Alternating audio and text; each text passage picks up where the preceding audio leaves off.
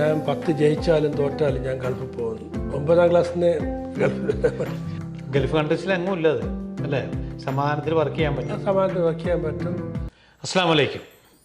ഓർമ്മയിലൊരു നിലാവിലേക്ക് പ്രിയപ്പെട്ട പ്രേക്ഷകർക്ക് സ്വാഗതം. റംസാൻ മാസം കടന്നു പോവുകയാണ്. ക്ഷമയുടെ നോമ്പ്, റംസാനിലെ നോമ്പും മറ്റു മാസങ്ങളിലെ 3 നോമ്പും നെഞ്ചിലെ പകയെ കരിയിച്ചു കളയും എന്നാണ് മുഹമ്മദ് നബി സല്ലല്ലാഹു അലൈഹി വസല്ലം പറഞ്ഞിരിക്കുന്നത്. ഇവിടെ ഞാൻ അറേബ്യയിലാണ്, റിയാദിൽ. പുണ്യമായ ഈ മാസത്തിൽ എന്നോടൊപ്പം ഇരിക്കുന്നത് 4.5 പതിറ്റാണ്ടായി ഈ അറേബ്യയുടെ ഹൃദയഭൂമിയിൽ പ്രവാസി ജീവിതം നയിക്കുന്ന ഒരുപാട് ജീവിതാനുഭവങ്ങളുള്ള നമ്മുടെ കേരളത്തിൻ്റെ വടക്കേ അറ്റത്തു നിന്നും വടകരയിൽ നിന്നും വന്നിട്ടുള്ള രാമചന്ദ്രൻ എന്ന വ്യക്തിയാണ്. വളരെ ആദരവോടെ അദ്ദേഹത്തെ നമുക്ക് ഓർമ്മയിൽ ഒരു നിലാവിലേക്ക് സ്വാഗതം ചെയ്യാം. നമസ്കാരം. നമസ്കാരം. വലിയ സന്തോഷം. ഞാനിപ്പോൾ റിയാദിൽ വന്നിട്ട് ഏകദേശം കുറച്ച് ദിവസമായി, 10ൽ കൂടുതൽ ദിവസമായി. ഇത്രയും സീനിയോറിറ്റി ഉള്ള ഒരു പ്രവാസിയുമായിട്ട് ആദ്യമായിട്ടാണ് ഞാൻ സംസാരിക്കുന്നത്. 46 വർഷം അല്ലേ? 46. സെപ്റ്റംബർ 12 ഡേറ്റ് ഓർക്കുന്നുണ്ട്. 1977. 4 മാസം നാട്ടിൽ നിന്ന് 4 മാസം ബോംബെയിൽ വന്നു. അപ്പോൾ അവിടെ നിന്ന് ഏജൻറ്റ് ഇൻ്റർവ്യൂ കഴിഞ്ഞു. അങ്ങനെ സെപ്റ്റംബർ 12 1977 ദമാമിൽ വൈഷിപ്പ് വന്നു. നാൻപുരി എന്ന് പറയുന്ന ഷിപ്പ്. അന്നൊക്കെ ഷിപ്പാണ് കൂടുതലും. അതെ അതെ. നമ്മൾ ഇപ്പോൾ ഇരിക്കുന്നത് പരിശുദ്ധ റംസാൻ മാസത്തിലാണ്. നോമ്പ് എല്ലാ മതവിഭാഗത്തിലും നോമ്പുണ്ട്, പല രീതിയിലാണെന്ന് മാത്രം. ഇവിടെ വന്ന് എനിക്കറിയാം, നമ്മുടെ നാട്ടിലായാലും മുസ്ലിം സഹോദരന്മാർ മാത്രമല്ല, സാഹോദര്യത്തിനെ മാനിച്ചുകൊണ്ട് എല്ലാവിധ വിശ്വാസികളും എല്ലാ മതവിഭാഗത്തിലുള്ളവരും നോമ്പ് നോക്കാറുണ്ട്. താങ്കൾ നോമ്പ് നോക്കാറുണ്ടോ? അതെ, ഞാൻ ഒരു 7 വർഷം കണ്ടിന്യൂ ആയിട്ട് എടുത്തിരുന്നു. 7 വർഷം കണ്ടിന്യൂ ആയിട്ട്. ഇപ്പം അത് മെഡിസിൻ കൂടുതൽ കഴിക്കുന്നതുകൊണ്ട് അത് കണ്ടിന്യൂ ചെയ്യാൻ പറ്റിയില്ല. എന്തായിരുന്നു അതിൻ്റെ ഇൻസ്പിറേഷൻ നോമ്പ് നോക്കാനുള്ള? ഇവിടെ എല്ലാവരും നോമ്പ് നോക്കണതുകൊണ്ട് അങ്ങനെ വന്നാണോ, അതോ നമ്മുടെ ശാരീരികമായിട്ടും മാനസികമായിട്ടുള്ള ഗുണങ്ങൾ മനസ്സിലാക്കിക്കൊണ്ട് അതിലോട്ട് വന്നതാണോ? അല്ല, ശാരീരിക ഗുണം മനസ്സിലാക്കിയോണ്ടല്ല. നമ്മൾ ഏറ്റവും അടുത്ത ഫ്രണ്ട്സുകൾ പിന്നെ മറ്റുള്ള അസോസിയേഷനിൽ ഞാൻ പാർട്ടിസിപ്പേറ്റ് ചെയ്യുന്നു, നോമ്പ് ഉറക്ക് വിളിക്കുന്നു, പോകുന്നു. അങ്ങനെ ഒരു ഇൻസ്പിറേഷൻ വന്നിട്ടാണ് ഞാൻ ഇതിലേക്ക് പിടിക്കുന്നത്. കാരണം ഇവിടെയുള്ള എല്ലാ അസോസിയേഷനും ഞാനായിട്ട് നല്ല ബന്ധമാണ്. അവരൊക്കെ പിന്നെ ഇഫ്താറിന് വിളിക്കും. അങ്ങനെ പങ്കെടുത്തിട്ടുള്ള ഒരു അനുഭവം കൊണ്ട്. മിസ്സസും നോമ്പ് നോക്കുമായിരുന്നോ വീട്ടിൽ? ഞാൻ പിടിക്കുമ്പോൾ അവർ പിടിക്കുമായിരുന്നു. അവരിപ്പോഴും നോക്കുന്നുണ്ടോ? ഇല്ല, ഇപ്പോഴില്ല. പിന്നെ നോമ്പ് അറേബ്യയിൽ ശരിക്കും പറഞ്ഞാൽ രാത്രി പകലാകട്ടെ അല്ലേ? അതിനൊരു വലിയൊരു എൻജോയബിൾ, ഒരു ഭയങ്കര ചേഞ്ചാണ്. ദമാമിൽ വന്ന് അന്ന് ഇറങ്ങുമ്പോൾ അന്ന് കണ്ട അറേബ്യയും ഇന്ന് കണ്ട റിയാദും അല്ലേ? വളരെ വ്യത്യാസം. ഞാൻ ദമാമിൽ വന്നതാണ്. ദമാമിൽ. അതെ. ആ ദമാമിൽ അന്ന് വന്ന ഓർമ്മകളൊന്ന് പറയാമോ? അന്ന് എങ്ങനെയായിരുന്നു ദമാമിരുന്ന്? അന്ന് ശരിക്കും എയർപോർട്ടൊക്കെ ഉണ്ട് അവിടെ? എയർപോർട്ട് വളരെ ചെറിയ എയർപോർട്ടായിരുന്നു. അവിടെ മൊത്തം അന്ന് ആ കാലഘട്ടത്തിൽ മഞ്ഞ ടാക്സിയാണ്. അപ്പോൾ എവിടെ നോക്കിയാലും മഞ്ഞ ടാക്സി ആയിരിക്കും അന്ന്. അപ്പോൾ ശരിക്കും ഇപ്പോൾ അതിലേക്ക് യാത്ര ചെയ്യുമ്പോൾ ചില ഓർമ്മകളൊക്കെ വരുമല്ലേ? തീർച്ചയായിട്ടും. നമ്മൾ പാസ് ചെയ്ത പഴയ വഴികളും ഇപ്പോഴും മാറി വന്നിരിക്കുന്ന കോർണിഷ് ഇല്ലേ, വളരെ മനോഹരമായി പണിതിട്ടുണ്ട് ഇപ്പോഴും. അതെങ്ങനെയായിരുന്നു ഇങ്ങോട്ട് വരാനുള്ളൊരു പ്രചോദനം? വീട്ടിൽ നിന്ന് നാട്ടിൽ പലരൊക്കെ ഗൾഫിൽ പോകുന്നുണ്ടോ? നാട്ടിൽ ആരെങ്കിലുമൊക്കെ ഗൾഫിലുണ്ടോ? കൂട്ടുകാരോ ആ സമയത്ത് എൻ്റെ ഫ്രണ്ട് ഒരു മുഹമ്മദ് എന്ന് പറയുന്നത് മുഹമ്മദ്. പിന്നെ പുള്ളിക്കാരൻ്റെ റിലേറ്റീവ്സ് ഒക്കെ ഗൾഫിലാണ്. അപ്പം അവർ ഷർട്ട് കൊടുത്തിരും, മറ്റു പല സാധനങ്ങളും പെർഫ്യൂം കൊടുത്തിരും. അപ്പം അന്ന് അവൻ പറഞ്ഞു വെച്ചാൽ, എടാ നീ ടൈപ്പ് റൈറ്റിംഗ് പഠിച്ചു കഴിഞ്ഞാൽ അവിടെ പോസ്റ്റ് ഓഫീസിന് മുമ്പിൽ നിന്ന് ടൈപ്പ് ചെയ്ത് കൊടുത്താൽ നല്ല കാശാക്കാം. അപ്പം അങ്ങനെ ഞാൻ 9ാം ക്ലാസ്സിന് ടൈപ്പ് റൈറ്റിംഗ് പഠിച്ചു. അപ്പം എല്ലാം എക്സാമിന് ഇരുന്നില്ല. ടൈപ്പ് റൈറ്റിംഗ്, ഷോർട്ട് ഹാൻഡ് ഒക്കെ ആണെന്നല്ല. പക്ഷെ ആ ഒരു അന്ന് പഠിച്ച ഗുണം ഇപ്പോഴുണ്ട്. ഇപ്പോൾ എനിക്ക് സംസാരിക്കും, ഞാൻ ടൈപ്പ് ചെയ്തുകൊണ്ട്, കാരണം അത്രയും സ്പീഡായിട്ട് എനിക്ക് ടൈപ്പ് ചെയ്യാൻ പറ്റും. അപ്പം അങ്ങനെയാണ് ഗൾഫിൽ വരേണ്ട ഭ്രമം. അന്ന് ഗൾഫിൽ പോകണമെന്ന് പറഞ്ഞ് നേരെ പിന്നെ വീട്ടിൽ അച്ഛനൊക്കെ അനുഭവം തന്നു. അത് സംഭവം തന്നില്ല. പാസ്പോർട്ട് അപ്ലൈ ചെയ്തപ്പോൾ വെരിഫിക്കേഷന് വന്നില്ലേ.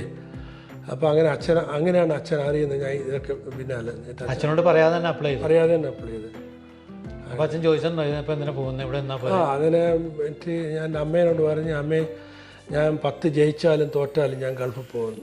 9ാം ക്ലാസ്സിന് ഗൾഫിൽ. അപ്പോഴേ മാനസികമായിട്ട് തയ്യാറായി കഴിഞ്ഞു. അത് കഴിഞ്ഞിട്ട് പിന്നെ ഇപ്പോൾ താങ്കളിവിടെ വ്യാവസായിക മേഖലയിൽ അറിയപ്പെടുന്ന ആ കമ്പനി പൂട്ടിയതിന് ശേഷം പിന്നെ TNT സ്കൈപാക്കിൽ കയറി. TNT സ്കൈപാക്ക് പൂട്ടിയതിന് ശേഷം അൽഗോസാബി ഷിപ്പിങ്ങിൽ ഇരിക്കെ തന്നെ നമ്മൾ ഫ്രീലാൻസറായിട്ട് കാർഗോ സ്റ്റാർട്ട് ചെയ്തിരുന്നു. അപ്പോൾ അവിടുന്ന് മാറി പിന്നെ അത്താഫി എക്സ്പ്രസ് എന്ന് പറയുന്ന കമ്പനിയിലേക്ക് മാറി. അപ്പോൾ അവിടുന്ന് from there onwards I started my own cargo. അപ്പോൾ അവിടുന്ന് തൊട്ടിയാണ് കാർഗോ ഞാൻ സ്റ്റാർട്ട് ചെയ്തത്. പിന്നെ അവിടുന്ന് പിന്നെ അത്താഫി ഗ്രാജുവലി ബിക്കം അറാബ്കോ. ഓക്കെ. അറാബ്കോ ഇപ്പം ഇൻവെസ്റ്റർ ആയതിനു ശേഷം RVK ഗ്ലോബൽ ലോജിസ്റ്റിക് ആയി. ഇപ്പം എന്തൊക്കെയാണ് ഇതിൻ്റെ ആക്ടിവിറ്റീസ് ഒന്ന് വിശദീകരിക്കാമോ? ആക്ടിവിറ്റീസ് നമുക്ക് ലാൻഡ് ട്രാൻസ്പോർട്ടേഷൻ ഉണ്ട്, ഇൻ്റർനാഷണൽ ലോജിസ്റ്റിക്സ്, പിന്നെ വെയർ ഹൗസ് ആൻഡ് ഡിസ്ട്രിബ്യൂഷൻ അതൊരു ഡിവിഷൻ, പിന്നെ ഇലക്ട്രിക്കൽ കോൺട്രാക്ടിങ് ആൻഡ് ട്രേഡിങ്. എത്ര വർക്കേഴ്സ് ഇവിടെ ജോലി ചെയ്യുന്നുണ്ട്? 160ഓളം ഫോറിനർ, ദാറ്റ് മോസ്റ്റ്ലി നമ്മൾ നാട്ടിലുള്ള ആൾക്കാരാണ്. പിന്നെ ഉള്ളത് 70 സൗദീസ് ഉണ്ട്. സൗദീസ് അതെ. ആ സൗദിയിലെ ആണുങ്ങളും പെണ്ണുങ്ങളും ഉണ്ടാവും? മിക്സ് ആയിട്ടാണ്. ലേഡീസിന് ഇവിടെ സെപ്പറേറ്റ് റൂം. അവരെ കുറിച്ചൊന്ന് പറയാമോ? അവരുടെ ഒരു വർക്കിംഗ് ലേഡീസാണ് വർക്കോളിക് ജെൻസിനെക്കാട്ടും. അവർക്ക് നമ്മൾ പഠിപ്പിച്ചു കൊടുത്താണ് പഞ്ച്വലായിട്ട് നല്ല ടൈം നോക്കില്ല, ഒന്നും നോക്കില്ല, വളരെ ബ്യൂട്ടിഫുൾ ആയിട്ട് അവർ വർക്ക് ചെയ്യും. അവരുടെ സാലറി കാര്യങ്ങളൊക്കെ അവർ തന്നെയാണ് ഫിക്സ് ചെയ്യണത്, നമ്മളാണോ? ഇല്ല, നമ്മളാണ് ഫിക്സ് ചെയ്യുന്നത്. പിന്നെ ഗവൺമെൻറ്റിൻ്റെ ഒരു റൂൾസ് ഉണ്ട്, അവർക്ക് സൗദീസിന് ഇത്ര ഫിക്സ് സാലറി വേണമെന്നുള്ള അതുണ്ട്. എത്ര രൂപയാണത്? ഇപ്പോൾ 4,000 എബോവ് ആണ്. 4,000 കുറയാൻ പാടില്ല? ഇല്ല അങ്ങനെ. മലയാളികൾ എത്ര പേരുണ്ടെന്ന് പറഞ്ഞാൽ ഇവിടെ? 160 ആളുണ്ട്. 90% മലയാളീസാണ്. പിന്നെ ഇപ്പോഴും ബംഗ്ലാദേശ്, പാകിസ്ഥാനീസ് ഉണ്ട്. മലയാളികൾ നമ്മുടെ വടകര ഭാഗത്തുനിന്നുള്ളവരാണ് അധികം? കുറച്ചുണ്ട് എങ്കിലും കംപ്ലീറ്റ് തൃശ്ശൂർ, പാലക്കാട്, കണ്ണൂർ എല്ലാ സ്ഥലത്തും ഉണ്ട്. എറണാകുളം ഉണ്ടാവും? എറണാകുളം ഉണ്ട്. എന്തായാലും നമ്മുടെ നാട്ടിലെ പോലെ യൂണിയനും പ്രശ്നങ്ങളൊന്നുമില്ലല്ലോ, അതിന് സ്വസ്ഥമായിട്ട് സമാധാനത്തോടുകൂടി അത് ആവക ഒരു പ്രശ്നവും സൗദി അറേബ്യയിലില്ല. ഗൾഫ് കൺട്രീസിൽ എങ്ങും ഇല്ലത് അല്ലേ? സമാധാനത്തിൽ വർക്ക് ചെയ്യാൻ പറ്റും. സമാധാനത്തിൽ വർക്ക് ചെയ്യാൻ പറ്റും. പിന്നെ നമുക്ക് നാട്ടിലാണെങ്കിൽ ജോലി ഇന്ന് വരുന്നോ നാളെ വരുമോ എന്നുള്ള ഉറപ്പില്ലാല്ലേ. ഇന്ന് അത് ഇവിടെയുള്ള വെച്ചാൽ ആ വർക്കേഴ്സ് നമ്മളെ കൂടെ തന്നെ ഉണ്ടാവും. ആസ് ലോങ് ആസ് അവരുടെ പാസ്പോർട്ടും ID കാർഡും ഒക്കെ നമ്മളെ പേരിലാണെങ്കിൽ. വളരെ സിസ്റ്റമാറ്റിക്കാണ്. സിസ്റ്റമാറ്റിക്കാണ്. അതെ. എന്തായാലും ഭയങ്കര ഹാപ്പിയാണ് ഇവിടെ വന്നിട്ട്. സമാധാനം സന്തോഷത്തോടുകൂടി സ്വസ്ഥമായിട്ട് ജീവിച്ചു പോകുന്നു. ഇനിയുള്ള കാലഘട്ടം സൗദിയിൽ തന്നെ ജീവിക്കാന്നുള്ളതാണ്. അതെ, ഒരു ബുദ്ധിമുട്ട്. കാരണം നാട്ടിലേക്കാണ് ജീവിക്കാൻ ഇവിടെ ആണ് വളരെ സുഖം എനിക്ക് തോന്നുന്നത്. നാട് മിസ്സാവുന്നുണ്ട് എന്തെങ്കിലും കാര്യത്തിൽ ഇവിടെ നോക്കുമ്പോൾ? ഇല്ല, അത് ഒരു കാലത്തുണ്ടായിരുന്നു. ഇപ്പോൾ ആ ഒരു ഫീലിംഗ് ഇല്ല. ഇപ്പോൾ ഇവിടെ എനിക്ക് ഏറ്റവും ഇഷ്ടപ്പെട്ട ഇപ്പം സൗദി തന്നെയാണ്. ഈ കാണുന്നത് ശരിക്കും പറഞ്ഞാൽ എന്താണെന്ന് എനിക്കറിയില്ല. എനിക്ക് തോന്നുന്നത് സ്പോർട്സിൻ്റെ ഒരു കപ്പൊക്കെ വിൽക്കുന്ന ഒരു കടയിൽ വന്ന ഒരു മൂടാണ്. ഇതെന്താണ് ഇതിനെക്കുറിച്ചൊന്ന് പറയാമോ? ഇത് 30 വർഷമായി നമ്മൾ ഇവിടെ വോളിബോൾ പ്രാക്ടീസ് ചെയ്യുന്നു. അപ്പോൾ നമ്മളായിട്ടുള്ള തന്നെ ടീമുണ്ട്, അറാബ്കോ ലോജിസ്റ്റിക്സ് എന്ന് പറയുന്ന ടീമുണ്ട്. ഫസ്റ്റ് പ്രൈസ് കിട്ടിയതുണ്ട്. ടീമിന് കംപ്ലീറ്റ് ഫിനാൻസ് ചെയ്യണത് താങ്കളാണോ? ഞാൻ തന്നെ. വോളിബോൾ ടീം മത്സരത്തിന് എവിടെയൊക്കെ പോകും? മത്സരത്തിന് നമ്മൾ മിഡിൽ ഈസ്റ്റിൽ ദുബായ് പോയിട്ടുണ്ട്, ബഹ്റൈനിൽ പോയിട്ടുണ്ട്. എല്ലായിടത്തും വിൻ ചെയ്യാണ്? എല്ലാവിടെ ഇല്ല, റണ്ണറപ്പ് ഉണ്ട്, വലിയ വലിയ കപ്പുകൾ. പിന്നെ നമുക്ക് വേണ്ടി കളിക്കാർ പിന്നെ കപിൽ വന്നിട്ടുണ്ട്, ടോമ് വന്നിട്ടുണ്ട്, കിഷോർ നമുക്ക് ഓപ്പോസിറ്റ് കളിക്കാൻ വേണ്ടി വന്നിട്ടുണ്ട്. ഒരു വലിയ ടീമിന് വേണ്ടിയിട്ട് അദ്ദേഹം. നമ്മുടെ രാജ്യത്ത് ഇലക്ഷൻ എടുക്കുകയാണ്. ഏപ്രിൽ 26 ലോക്സഭ തെരഞ്ഞെടുപ്പാണ്. പോകുന്നുണ്ടോ വോട്ട് ചെയ്യാൻ? ഇല്ല, ജീവിതത്തിൽ ഒരു പ്രാവശ്യം ചെയ്തിട്ടില്ല. ആണല്ലേ? അതെ. എന്ത് തോന്നുന്നു ഇപ്പോൾ നടക്കുന്ന ഭരണത്തെക്കുറിച്ചും ഇനി വരാൻ പോകുന്ന പുതിയ ഭരണകൂടം എങ്ങനെ വേണമെന്നെക്കുറിച്ചൊക്കെ ഒരു പ്രവാസി എന്ന നിലയിൽ താങ്കൾക്ക് വ്യക്തമായിട്ടുള്ള ഒരു അഭിപ്രായം ഉണ്ടാവും? അതിനെക്കുറിച്ചൊന്ന് പറയാം. നമുക്കിവിടെ ഇപ്പം നരേന്ദ്രമോദി വന്നതിന് ശേഷം നമുക്കിവിടെ നല്ലൊരു റെസ്പെക്റ്റ് കിട്ടുന്നുണ്ട് ഇവിടെ. അതെ, കാരണം ഒരു പ്രൈം മിനിസ്റ്റർ ഉണ്ട് എന്നുള്ള ഒരു ഷോ വരുന്നത് ഇപ്പോഴാണ്. പണ്ടൊക്കെ നല്ല പ്രൈം മിനിസ്റ്റർ ഉണ്ട്. ഇന്ദിരാഗാന്ധിക്ക് ശേഷം ഞാൻ കണ്ടതിൽ ഏറ്റവും നല്ല പ്രൈം മിനിസ്റ്ററാണ് നരേന്ദ്രമോദി. പിന്നെ മാത്രമല്ല, ഇവിടെ ലുലു വന്നില്ലേ, ലുലു നെസ്റ്റോ മലയാളീസിനാണ്, വേറെ ജിമാർട്ട് ഒക്കെ മലയാളീസിനാണ്. ലുലു വന്നതിന് ശേഷം നമുക്ക് കൂടുതൽ റെസ്പെക്റ്റ്, കാരണം അറബീസൊക്കെ പോകാൻ തുടങ്ങിയ ശേഷം ഹിന്ദീൻ്റെ ആണ്. അപ്പോൾ നമുക്ക് പ്രത്യേക റെസ്പെക്റ്റ് ഇപ്പോഴുണ്ട്. അതൊരു അനുഭവം തന്നെയാണ്. ഓക്കെ. എന്തായാലും ഒരുപാട് സന്തോഷമുണ്ട് താങ്കളെ പ്രേക്ഷകരുടെ മുന്നിൽ പരിചയപ്പെടുത്താൻ കഴിഞ്ഞതിലും. വളരെ തിരക്കുള്ള വെരി ബിസി ബിസിനസ്മാനാണ്. അതിനിടയിൽ ഇത്രയും സമയം കണ്ടെത്തി ഈ ഓർമ്മയിലൊരു നിലാവിൽ നോമ്പിൻ്റെ കാര്യങ്ങളും പേഴ്സണലായിട്ടുള്ള കാര്യങ്ങളും രാജ്യത്തെക്കുറിച്ചും ബിസിനസ്സിനെ കുറിച്ചും ഒരുപാട് കാര്യങ്ങൾ നമ്മൾ സംസാരിച്ചു. എന്തായാലും ഇത്രയും സമയം ഞങ്ങൾക്ക് വേണ്ടി ചെലവഴിച്ചു തന്നതിന് ഒരുപാട് നന്ദി പറയുന്നു. ഇനിയും ഒരുപാട് അഭിവൃദ്ധി ഉണ്ടാകട്ടെ, ദൈവാനുഗ്രഹങ്ങൾ കൂടട്ടെ. എല്ലാ സ്നേഹവും തരുന്നു. വളരെ സന്തോഷം.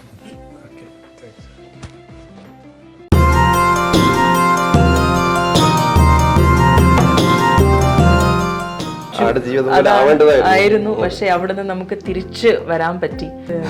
അത് കൊടുത്തു കഴിഞ്ഞാൽ ഒരു പ്രശ്നമല്ലേ? പ്രശ്നം ഉണ്ടാകാൻ സാധ്യതയുണ്ട്. കാരണം അതിൽ ശമ്പളം 300 രൂപ ശമ്പളം ചെയ്തിട്ടുള്ളത്. ഏത് പ്രയാസങ്ങളും സഹിക്കാനുള്ള ഒരു മനസ്സ്.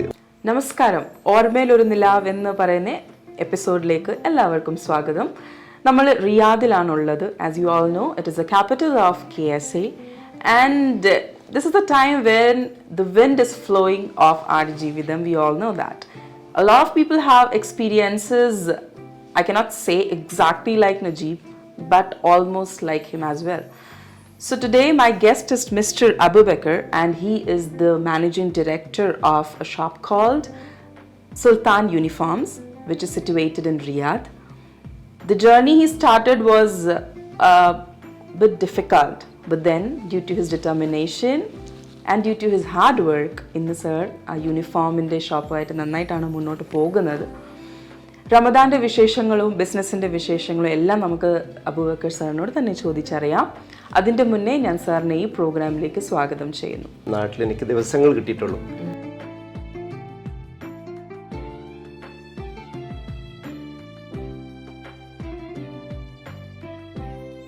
അപ്പോൾ ഈ സൗദിയുടെ ഒരു റമദാൻ ആയാലും പിന്നെ നാട്ടിലത്തെ ഒരു റമദാൻ ആയാലും അതിനെങ്ങനെയാണ് സാർ നോക്കിക്കാണുന്നത്? നാട്ടിലെ റമദാന് 32 വർഷമായി ഞാൻ സൗദിയിൽ. റമദാൻ മുഴുവനും ഇവിടെ തന്നെ. അതെ. നാട്ടിൽ റമദാൻ അടുത്ത് ഏകദേശം 2 വർഷം മുമ്പ്, 32 വർഷത്തിനിടയിൽ ഏകദേശം ഒരു റമദാനായിരിക്കും എൻ്റെ ഓർമ്മയിൽ നാട്ടിൽ എനിക്ക് ദിവസങ്ങൾ കിട്ടിയിട്ടുള്ളൂ. ഒരു 4-5 നോമ്പ് മാത്രമേ ഞാൻ 32 വർഷത്തിനിടയിൽ നാട്ടിൽ റമദാനിൽ കിട്ടിയിട്ടുള്ളൂ. അതിന് മുമ്പത്തെ എന്ന് പറഞ്ഞാൽ അത് ഓർമ്മകൾക്ക് അപ്പുറമാണ്. കാരണം അതിന് വലിയ വലിയ ഓർമ്മകൾ വേറെ വന്നപ്പോൾ അതെല്ലാം ഏകദേശം ഏജ് ആയപ്പോഴാണ് ഫസ്റ്റ് റമദാൻ സ്റ്റാർട്ട് ചെയ്തത്? അത് വളരെ ചെറുപ്പം. നാട്ടില് ഉമ്മാടിപ്പാടേയും കൂടെ 5-ാം വയസ്സിൽ 4-ാം വയസ്സിൽ നമ്മൾ അറിയാത്ത കാലത്ത് തന്നെ തുടങ്ങുമല്ലോ. കാരണം അന്നെന്ന് പറയുമ്പോഴത്തേക്ക് ആ ഒരു ഏജിൽ നമുക്ക് റമദാൻ എന്താണെന്ന് അറിയില്ലെങ്കിലും നമുക്ക് ഈ ഈവനിങ് ഉള്ള ഇഫ്താറും പിന്നെ മോർണിംഗ് ഉള്ള സുഹൂർ, അതാണ് നമ്മുടെ ഇൻട്രസ്റ്റ്. അന്ന് ഒരു സ്പെഷ്യലായിട്ട് നമുക്ക് ഇറച്ചിയുടെ കറി കിട്ടും, പിന്നെ തരിക്കഞ്ഞ്, പല വിഭവങ്ങളും. അതിനുവേണ്ടി വെയിറ്റ് ചെയ്യുന്നത്. ബത്തക്കൊക്കെ എവിടെ നോമ്പ് തുറക്കാൻ പോകുമ്പോൾ, നമ്മൾ വീട്ടിലൊന്നും ബത്തക്കൊന്നും ഉണ്ടാവില്ല, എവിടെ തുറക്കാൻ പോകുന്ന സമയത്ത് കാരക്കയുടെ ഒരു ചെറിയ കഷ്ണമൊക്കെ നമ്മൾ കുട്ടിയൊക്കെ ആകുമ്പോൾ കിട്ടിയാൽ കിട്ടും, ഇല്ലെങ്കിൽ കിട്ടില്ല, അത്രേ ഉള്ളൂ. കാരണം അന്ന് ഉമ്മയും വാപ്പയും ആണ് ഇതിന്റെ ഒരു തുടക്കം ഇട്ടതും പഠിപ്പിച്ചതും. തീർച്ചയായിട്ടും ഉമ്മ, ഉപ്പ, കക്കാര് എല്ലാവരും ഉണ്ട്, പെങ്ങന്മാരെല്ലാവരും ഉണ്ട്, നാട്ടുകാരെല്ലാവരുടെ കൂടെ. അതെ. എന്തായാലും സൗദിയുടെ ഒരു യാത്ര തുടങ്ങുന്നത് വർഷങ്ങൾക്ക് മുന്നേ ആണ്. പിന്നെ നമ്മൾ സംസാരിക്കുകയായിരുന്നു, ആടുജീവിതം പോലെയൊക്കെ തന്നെ ആയിരുന്നു, പക്ഷേ ദൈവം രക്ഷിച്ചു ആയിരുന്നു. പക്ഷെ അവിടുന്ന് നമുക്ക് തിരിച്ച് വരാൻ പറ്റി. മുംബൈയിൽ നിന്നാണല്ലേ ഒരു വിസ കയറി വരുന്നത്. എന്നിട്ട് മസ്രയിലേക്ക് പോകുന്ന ഒരു യാത്ര തുടങ്ങിയിരുന്നു, പക്ഷെ പകുതി വെച്ച് എങ്ങനെയോ നിർത്തി, അത് ബാക്കിലേക്ക് വന്നു. അതിലേക്ക് ആ ടേണിംഗ് പോയിന്റിലേക്ക് നമുക്കൊന്ന് പോകാൻ. എല്ലാ ഫാമും ഉണ്ട്, വലിയ ഫാമാണ്. 700 ഒട്ടകം, 300 ഒട്ടകം, 700 ആട്, പിന്നെ 400 കോഴി. ഇങ്ങനെ എണ്ണം കറക്റ്റായിട്ട് എഴുതിയിട്ട് ബോംബെന്ന് എഗ്രിമെന്റ് ചെയ്തിട്ടാണ് ഒപ്പ് ചെയ്ത് കൊടുത്തിട്ട് അതിന്റെ ഒരു കോപ്പി അവിടെ വെച്ചു. ഒരു കോപ്പി ഒരു ഞങ്ങളുടെ കൈ തന്നിട്ടില്ല, ഒരു മാംഗോയുടെ ഗിഫ്റ്റ് ഉണ്ടാക്കിയിട്ട് മാംഗോ ബോക്സിൽ ഇട്ടിട്ട് കഫീലിന് കൊടുക്കാൻ വേണ്ടിയിട്ട്, അറബിക്ക് കൊടുക്കാൻ വേണ്ടി അവരെ നമ്മളെ ഏൽപ്പിച്ചു. അങ്ങനെ സംശയത്തിന്റെ അടിസ്ഥാനത്തിലൂടെ വന്നിട്ട് പിന്നെ ഞാൻ പൊട്ടിച്ചു നോക്കി. അന്ന് കവർ എടുത്തിട്ട് എന്ത് ചെയ്തു, മാംഗോ കഫീലിന് കൊടുത്തു, എടുത്ത് മാറ്റി വെച്ചു. ചെറിയൊരു കളത്തിൽ ഞാൻ ചെയ്തിട്ടുണ്ട്. അത് കൊടുത്തു കഴിഞ്ഞാൽ ഒരു പ്രശ്നമല്ലേ? പ്രശ്നം ഉണ്ടാകാൻ സാധ്യതയുണ്ട്. കാരണം അതില് ശമ്പളം 300 രൂപ ശമ്പളം ചെയ്തിട്ടുള്ളത്. അടുത്ത കാലം വരെ ഞാൻ അത് സൂക്ഷിച്ചിരുന്നു. കാർപ്പറ്റിന്റെ അടിയിലാക്കി വെച്ചിട്ട് ഒരുപാട് കാലം, കഫീനായിട്ടുള്ള നിൽക്കുന്ന സമയത്തൊക്കെ ഒരുപാട് കാലം ഞാൻ സൂക്ഷിച്ചിട്ട് നഷ്ടപ്പെട്ടു പോയി. 300 രൂപ ശമ്പളം ചെയ്തിട്ടുള്ളത്. പിന്നെ 24 അവർ 24 മണിക്കൂർ ഡ്യൂട്ടി, അങ്ങനെ ചെയ്തത് 24 മണിക്കൂർ ഡ്യൂട്ടി. അങ്ങനെ ഒരു പ്രശ്നം വന്നുകൊണ്ട് കരുതി കൂട്ടി അവർ കറക്റ്റായിട്ട് ചെയ്തതാണ്. അതാണ്. പക്ഷെ അതിനൊന്നും പോവാൻ സമയം കിട്ടിയിട്ട് അങ്ങനത്തെ സാഹചര്യം വന്നില്ല, രക്ഷപ്പെട്ടു എന്ന് പറയാം. എല്ലായിടത്തെ യൂണിഫോംസ് നമ്മളിവിടെ സ്റ്റിച്ച് ചെയ്യുന്നുണ്ട്. ഏത് ഐറ്റംസ് വന്നാലും യൂണിഫോം മാത്രമല്ല, അതുമായിട്ട് ബന്ധപ്പെട്ട എല്ലാ വർക്കുകളും ചെയ്യും. സ്റ്റിച്ചിങ് ആയിട്ട് ഏത് യൂണിഫോം മാത്രമല്ല, യൂണിഫോം മാത്രമല്ല, എന്ത് ഇപ്പോൾ ചെയർ കസേര ഇതിൻ്റെയൊക്കെ ഇത് അടിക്കാൻ എന്ത് വേണമെങ്കിൽ അടിക്കാം ചെയ്യാറുണ്ട്. ഇപ്പൊ എത്ര സ്റ്റാഫ് ഉണ്ട് കൂടെ? ഇപ്പോൾ കൂടുതലൊന്നുമില്ല, ഒരു 8-10 ആളുണ്ടാവും. മെഷീനറികളൊക്കെ ഉണ്ട്, കമ്പ്യൂട്ടർ ഉണ്ട്. അവിടെ തന്നെ നമ്മളിപ്പം താഴത്തെ ഷോപ്പിൽ അല്ല, അതിന്റെ പുറത്ത് അപ്പുറത്തായിട്ട് കുറച്ചുണ്ട് ഉണ്ടല്ലേ. സർ കല്യാണം കഴിച്ചേക്കുന്നത് എവിടെ നിന്നാണ്? കല്യാണം കഴിച്ചത് ഏകദേശം വീടിന്റെ തൊട്ടടുത്ത് തന്നെ, ഒരു 2 കിലോമീറ്റർ. എന്താ വൈഫിന്റെ പേര്? വൈഫ് ഖദീജ. എത്ര മക്കളുണ്ട്? 3 ആളുണ്ട്. മോള്, വലിയ മോന് ഒരാൾ നാട്ടിലുണ്ട്. പേരെന്താണ്? വലിയ മോന് മുഹമ്മദ് ശിബിലി. എന്ത് ചെയ്യുന്നു? എന്റെ കൂടെ തന്നെ. കൂടെ തന്നെ. രണ്ടാമത്തെ ആള് വേറെ കടയിൽ നിന്ന് ഇപ്പം എന്റെ കൂടെയാണ്. രണ്ടാമത്തെ ആള് നാട്ടില് എക്സാം അഹമ്മദ് ഷാദില്. മൂന്നാമത്തെ ആള്? മൂന്നാമത്തെ ഷദ. എന്ത് ചെയ്യുന്നു? മോള് 5ാം ക്ലാസ്. 6ാം ക്ലാസ്. 6ാം ക്ലാസ്സിലാണ്. സർ, ഇത്ര വർഷത്തെ ഒരു പ്രവാസത്തിന്റെ എക്സ്പീരിയൻസ് ആയാലും ബിസിനസിന്റെ എക്സ്പീരിയൻസ് ആയാലും ജീവിതത്തിന്റെ എക്സ്പീരിയൻസ് ആയാലും ഒരുപാട് സാറിനുണ്ട്. അത് വെച്ചിട്ട് നമ്മുടെ യങ്സ്റ്റേഴ്സിന് വേണ്ടി എന്താണ് സർ ഒരു മെസ്സേജ് പറയാനുള്ളത്? മെസ്സേജ് കൊടുക്കാനുള്ളത്, നമ്മളൊന്ന് സത്യത്തിൽ ഉറച്ചു നിൽക്കുക, കളവ് പറയാതെയും വഞ്ചിക്കാതെയും ഒന്നത്. അതോടുകൂടി എൻ്റെ വിജയം എന്ന് പറഞ്ഞാൽ ഞാൻ മനസ്സിലാക്കുന്നത്, എനിക്ക് ഏത് പ്രയാസങ്ങളും സഹിക്കാനുള്ള ഒരു മനസ്സ് വളരെ ചെറുപ്പത്തിലത് ഒരു പക്ഷേ പാരമ്പര്യ വാപ്പാക്കുണ്ടായിരുന്നത്, എൻ്റെ ഉപ്പാക്കുള്ളതാണ്. എൻ്റെ ഉപ്പ എപ്പോഴും പറയും, പഠിച്ചവൻ നമ്മളെ കൊടുക്കൂല എന്ന്. വാക്കെൻ്റെ മനസ്സിൽ നിന്ന് പോകില്ല. അങ്ങനത്തെ ഒരുപാട് വാക്കുകൾ വാപ്പയുടെ സൂഫീസായിട്ടൊരു ബന്ധം ഉണ്ടായിരുന്നു എൻ്റെ ഉപ്പാക്ക്, സൂഫിയാക്കളായിട്ട്. അതുകൊണ്ട് തന്നെ സാധാരണ ആളുകളിൽ നിന്ന് കിട്ടാത്ത പല വാക്കുകളും എനിക്ക് ചെറുപ്പത്തിലേ കിട്ടിയിട്ടുണ്ട്. അതുകൊണ്ടായിരിക്കാം ഒരു ധൈര്യം. ഫാദർ പഠിപ്പിച്ച ഒരു ഫുട് പ്രിൻസിലാണ് സർ ഇപ്പോഴും ഫോളോ ചെയ്യുന്നത് എന്ന് കേൾക്കുമ്പോൾ വളരെ സന്തോഷമുണ്ട്. ഇത്രയും വർഷം ഇവിടെ വന്നിട്ട് ഇത്രയൊക്കെ ആവാൻ പറ്റിയതിൽ ഏറ്റവും കൂടുതൽ നന്ദി പറയാനുള്ള ആരോടാണ്? ഏറ്റവും കൂടുതൽ നന്ദി പറയേണ്ടത് പഠിച്ച തമ്പുരാനോട് പറഞ്ഞതിന് ശേഷം എൻ്റെ പാർട്ട്ണറായിട്ട് കൂടെ എൻ്റെ വൈഫിനോട് തന്നെയാണ്, സംശയമില്ല. കാരണം വലിയ വലിയ പ്രയാസങ്ങളിൽ ഇവിടെയും ഒരു കുബൂസ് വരെ വാങ്ങാൻ കാശില്ലാത്ത സമയങ്ങൾക്ക് വന്നിട്ടുണ്ട്. ചോദിക്കാനും പറ്റില്ല, കാരണം പൈസ കൊണ്ട് കളിച്ച ആളാണ് ഞാനിവിടെ. ഒരുപാട് സന്തോഷമുണ്ട് സർ, സാറിന്റെ ഈ ഒരു എക്സ്പീരിയൻസ് നമ്മളോട് ഷെയർ ചെയ്തു, നമ്മുടെ ഓർമ്മയിലൊരു നിലാവിന് വേണ്ടി ഷെയർ ചെയ്തു. നമ്മൾ റമദാൻ മാസത്തിലാണുള്ളത്. And we wish you all the very best and success. And സാറുടെ ആ ഒരു വിശ്വാസം, സാറുടെ ആ ഒരു ഹാർഡ് വർക്ക്, ആ ഒരു ഡിറ്റർമിനേഷൻ നമുക്ക് കണ്ടിട്ട് സന്തോഷമുണ്ട്. കാരണം ഗിവ് അപ്പ് ചെയ്യാതെ മുന്നോട്ട് പോകുന്നു. So we wish you all the very best sir. Thank you so much.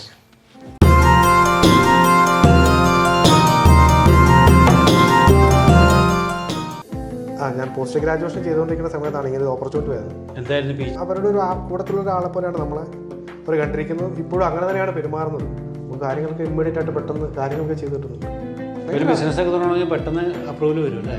പെട്ടെന്നാണ് അപ്രൂവൽ. ഇപ്പം പണ്ടത്തെ പോലെ ഇപ്പം എല്ലാം ഓൺലൈനാണ്. പണ്ടെന്ന് വെച്ചാൽ നമ്മളെല്ലാം ഓഫീസിൽ വിസിറ്റ് ചെയ്യണമായിരുന്നു. ഇപ്പം എല്ലാം ഡിജിറ്റലാണ്. അസ്സലാമു അലൈക്കും. ഓർമ്മയിലൊരു നിലാവ് ഇന്നത്തെ എപ്പിസോഡ് പ്രിയപ്പെട്ട പ്രേക്ഷകർക്ക് വേണ്ടി തുടങ്ങുകയാണ്. പരിശുദ്ധ റമദാൻ, വിശ്വാസികൾ സന്തോഷത്തിലാണ്. ലൈലത്തുൽ ഖദറിൻ്റെ ദിവസം പ്രതീക്ഷിച്ചുകൊണ്ട് പ്രാർത്ഥനാ നിരതരാണ് എല്ലാവരും. പരിശുദ്ധ ഈ റമദാൻ മാസത്തിൽ പവിത്രമായ സൗദി അറേബ്യയുടെ മണ്ണിലാണ് ഞാൻ. ഇന്നത്തെ എപ്പിസോഡിൽ പ്രിയപ്പെട്ട നിങ്ങൾക്കായിട്ടുള്ള അതിഥി അങ്ങ് കോട്ടയം ജില്ലയിൽ നിന്നുള്ള റോബിൻ ജോസാണ്.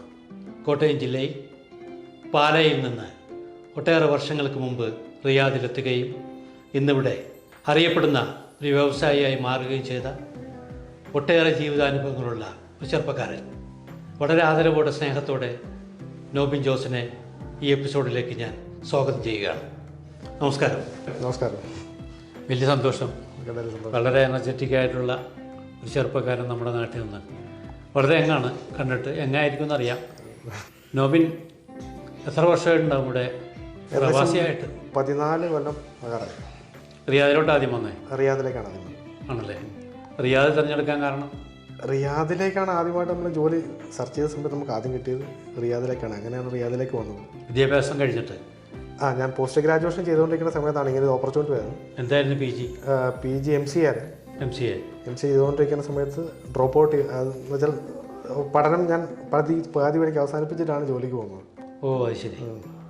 അങ്ങനെ ഇവിടെ ഒരു അഡ്വർടൈസിങ് കമ്പനിയിൽ ആദ്യമായിട്ട് ജോലിക്ക് കയറി. വന്ന വഴിക്കുന്ന ജോലി കിട്ടി? അവിടുത്തെ ജോബിസലാണ് വന്നത്. ജോബിസലാണ് വന്നത്. അപ്പോൾ ഭാഗ്യവാനല്ലേ. ചിലരൊക്കെ പല പ്രവാസികളും വന്ന് ഒരുപാട് അറിഞ്ഞ് അതിനുശേഷം ജോലി കയറി പിന്നെ വ്യവസായത്തിൽ വന്ന് അങ്ങനെയൊക്കെയാണ് പച്ച പിടിച്ച് വന്നത്. ഇതപ്പോൾ ഒട്ടും അലയേണ്ടി വന്നില്ല? ഒട്ടും അറിയേണ്ട വന്നില്ല എന്നാണ് സത്യം. ജോബ് വിസയിൽ തന്നെ ഇവിടെ വന്ന് ജോയിൻ ചെയ്യുവാണ്. എങ്ങനെ ഉണ്ടായിരുന്നു ഇവിടെ ആദ്യം വന്നപ്പോൾ ഒരു അറ്റ്മോസ്ഫിയറും കാര്യങ്ങളും? നാട്ടിൽ നിന്ന് പാല ഗ്രാമമല്ലേ നിങ്ങൾ? തീർച്ചയായിട്ടും ഗ്രാമം മരങ്ങാട്ടുപള്ളിയാണ്. മരങ്ങാട്ടുപള്ളിയാണ്. അതുപോലെ ചെറിയൊരു സ്ഥലത്ത് നമ്മൾ പെട്ടെന്നൊരു രാജ്യത്തേക്ക് അത്രയും ചെറിയ പ്രായത്തിൽ ഒരു ആദ്യം ഒരു അങ്കലാപ്പുകളൊക്കെ ഉണ്ടായിരുന്നു. പിന്നെ നമ്മൾ ഈ പതുക്കെ നമ്മൾ ഈ രാജ്യത്തിൻ്റെ രീതികളോടും ഇവിടുത്തെ സംസ്കാരങ്ങളുമായിട്ട് നമ്മൾ അലിഞ്ഞു ചേർന്നു. പിന്നെ നമുക്ക് ഏറ്റവും പ്രിയപ്പെട്ട രാജ്യമായി. നമ്മൾ നാട്ടിൽ നിൽക്കുന്നതിനേക്കാൾ കൂടുതൽ നമ്മളിവിടെ സ്പെൻഡ് ചെയ്യുന്നതും ഇവിടെയാണ്. ദുബായ് പോയിട്ടും തിരിച്ചു ഞാൻ ഇങ്ങോട്ട് തന്നെയാണ് വന്നത്. ദുബായിലൊരു 2 കൊല്ലം ഉണ്ടായിരുന്നു. അതിനുശേഷം തിരിച്ച് ഇങ്ങോട്ട് വന്ന ഈ രാജ്യത്തോടുള്ള നമ്മളവിടെ മിസ് ചെയ്ത കുറേ കാര്യങ്ങളുണ്ട്. സൗദി അറേബ്യയിൽ നമ്മളെ പിടിച്ചെടുത്ത കുറേ ഇവിടുത്തെ ആൾക്കാരായിരുന്നു. പക്ഷേ നമ്മുടെ ഇൻഡസ്ട്രി എന്ന് വെച്ചാൽ കൂടുതലായിട്ട് നമ്മൾ സൗദികളൊക്കെ ആയിട്ടാണ് നമ്മൾ ഇടപെടുന്നതും ബിസിനസ് ചെയ്യുന്നതും. അപ്പം അവർ നമ്മളോടുള്ള അവരുടെ ഒരു കൂട്ടത്തിലുള്ള ഒരാളെ പോലെയാണ് നമ്മളെ അവർ കണ്ടിരിക്കുന്നതും ഇപ്പോഴും അങ്ങനെ തന്നെയാണ് പെരുമാറുന്നത്. അതുപോലെ ആയിരിക്കും നമ്മൾ തിരിച്ച് ഇങ്ങോട്ട് തന്നെ ഒരു വലിക്കാനുള്ളൊരു കാരണവും. ഇവിടെ ശരിക്കും പറഞ്ഞാൽ ഇവിടെ നമ്മുടെ നാട്ടിലെ പോലെ അല്പം പോലും വിഷമില്ലാത്ത ഭക്ഷണങ്ങളുമാണ്. ഫ്രൂട്ട്സ് ആയാലും പച്ചക്കറി ആയാലും നമുക്ക് ധൈര്യമായിട്ട് കഴിക്കാം.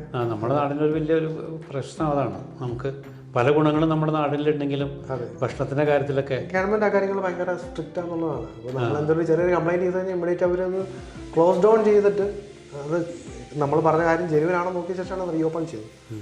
അങ്ങനെ ഹെൽത്തിൻ്റെ കാര്യങ്ങളുടെ ബാക്കി എല്ലാ കാര്യങ്ങളും കേട്ടോ, നമ്മുടെ ഒരു സെക്യൂരിറ്റിയുടെ ഭാഗമാണെങ്കിലും ഭക്ഷണ സിസ്റ്റം ആയാലും എല്ലാ സിസ്റ്റങ്ങളിലും നമുക്ക് ഇപ്പം നമ്മളിപ്പം ഒരു സ്ഥാപനം നടത്തുമ്പോഴും എല്ലാം ഓൺലൈനാണ്. ഇമ്മീഡിയറ്റ് പണ്ടത്തെ പോലെ നമ്മൾ ഒരുപാട് അലയണ്ട. നമുക്ക് കാര്യങ്ങളൊക്കെ ഇമ്മീഡിയറ്റ് ആയിട്ട് പെട്ടെന്ന് കാര്യങ്ങളൊക്കെ ചെയ്തിട്ടുണ്ട്. ബിസിനസ്സൊക്കെ തുടങ്ങണമെങ്കിൽ പെട്ടെന്ന് അപ്രൂവൽ വരും അല്ലേ? പെട്ടെന്നാണ് അപ്രൂവൽ. ഇപ്പം പണ്ടത്തെ പോലെ ഇപ്പം എല്ലാം ഓൺലൈനാണ്. പണ്ടെന്ന് വെച്ചാൽ നമ്മളെല്ലാം ഓഫീസിൽ വിസിറ്റ് ചെയ്യണമായിരുന്നു. ഇപ്പോൾ എല്ലാം ഡിജിറ്റലാണ്. ഓഫീസ് അപ്ലൈ എല്ലാ കാര്യങ്ങളും അവർ ഈസാക്കുവാണ്. നമുക്ക് നമ്മൾ ഒരു ഇൻവെസ്റ്ററെ സംബന്ധിച്ചിടത്തോളമാണ് അവർക്ക് കൂടുതൽ എളുപ്പമാവുക. അലയണ്ട. ഇവിടെ ഒരു ഈസിയാണ്. പണ്ട് ഭയങ്കര ഈസിയാണ്. ഇവിടെ അന്ന് വന്നിട്ട് എത്ര നാൾ ജോലി ചെയ്തു?